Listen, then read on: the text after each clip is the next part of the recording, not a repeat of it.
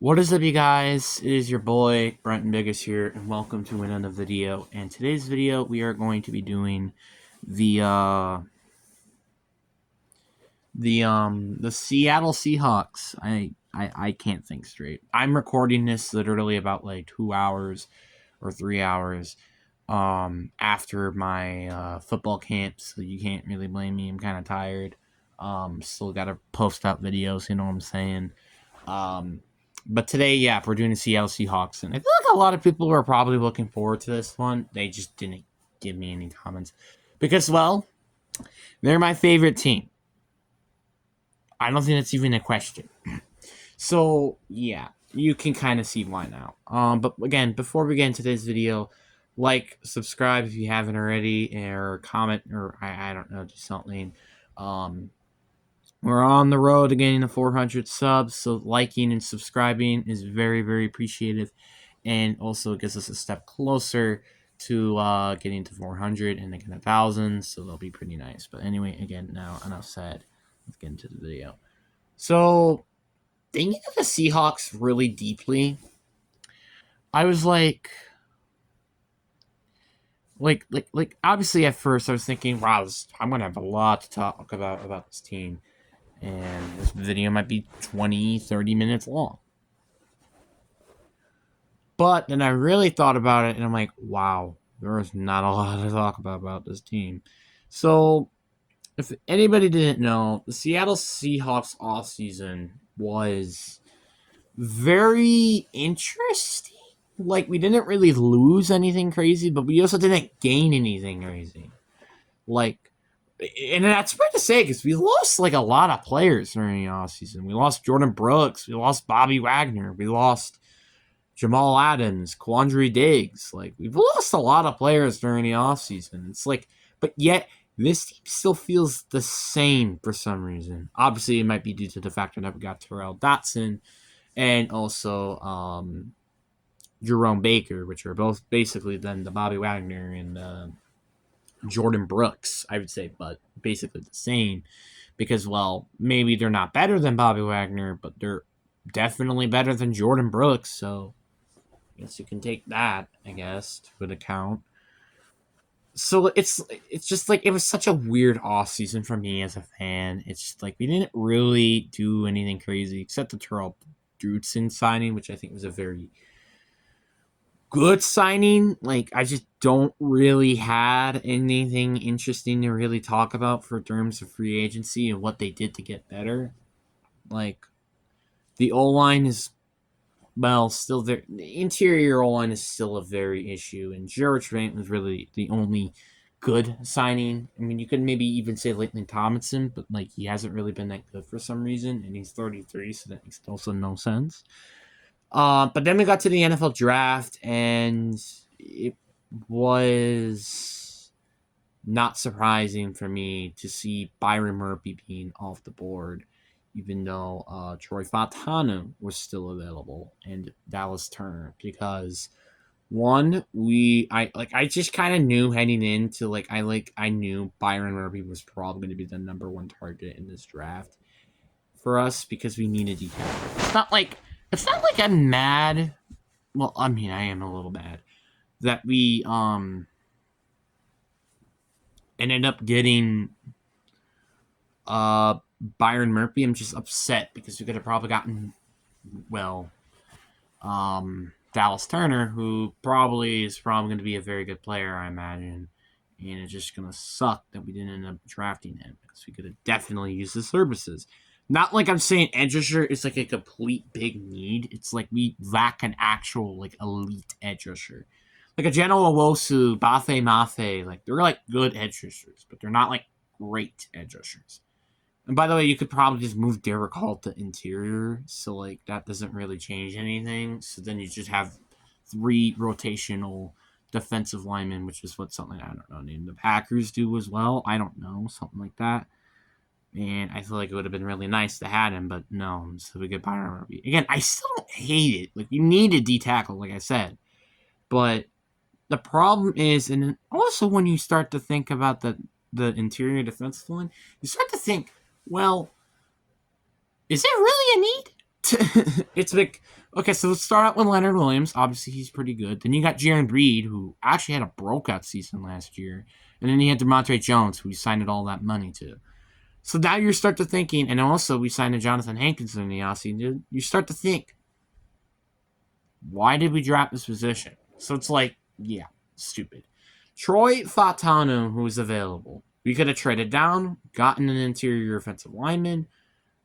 I don't know what I need to say. Like, I feel like interior offensive linemen should have been a bigger need, and also getting more draft picks, because we did not have a draft pick until the third round after a first round pick, which we end up using that third round pick on Christian Haynes out of UConn.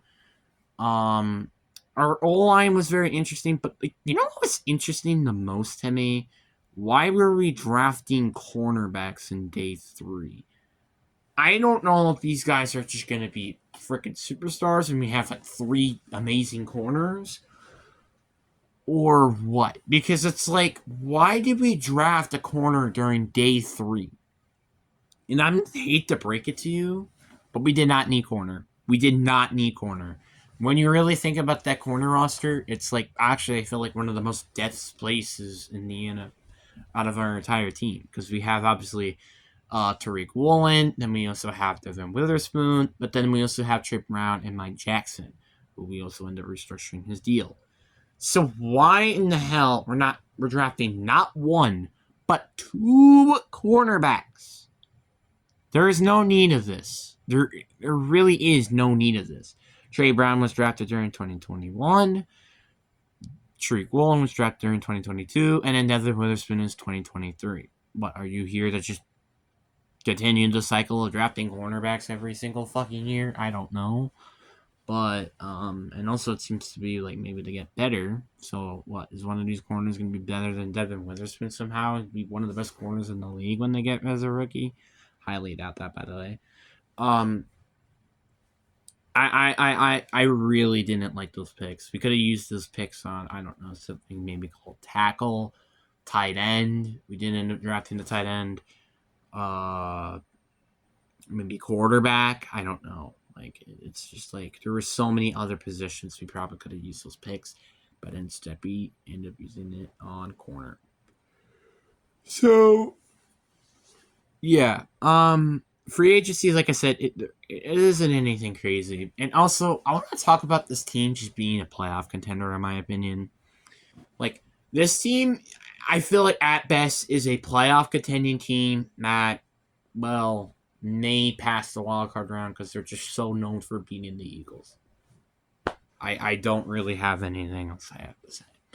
This team is easily going to be a first rounded team, and they're going to get eliminated in the first round unless they get lucky and they go against the Eagles and end up beating them.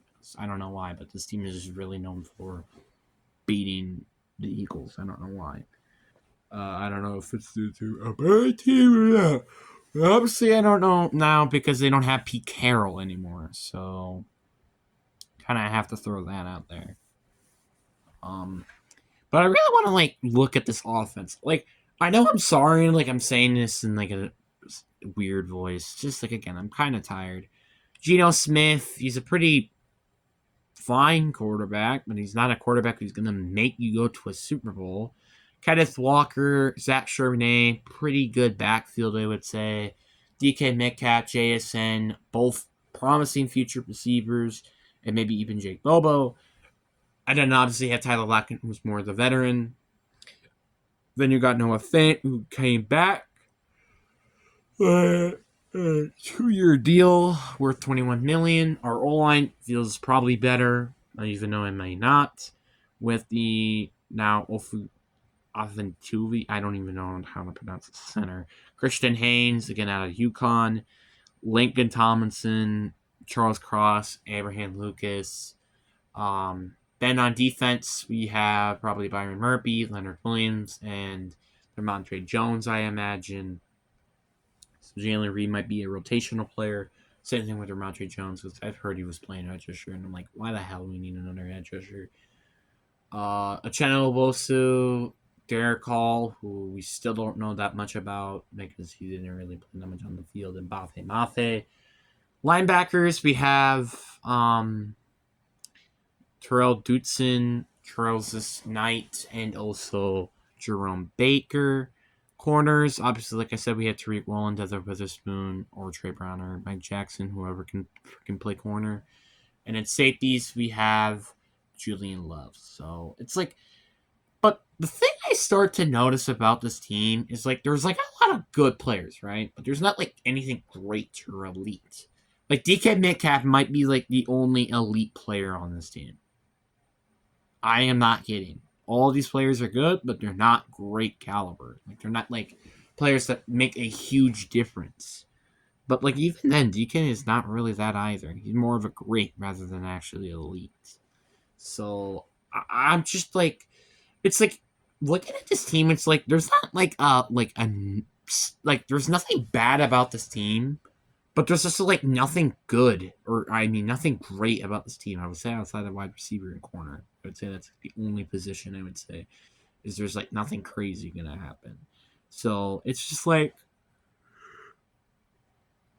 we don't really have a lot to say, you know? Like, this is a pretty well rounded team that does not have elite players, and they're probably just going to be a playoff contender. And it's probably going to be like that until they drop the quarterback, which I don't know why we still have Geno Smith on the contract. But I don't know. I don't care, honestly. I do think the Sam Howell trade is interesting for the future, but like for now, he's just a good backup, I guess. But that's about it. But yeah, I mean, that's going to be it for today's video. Hope you guys enjoy. Peace.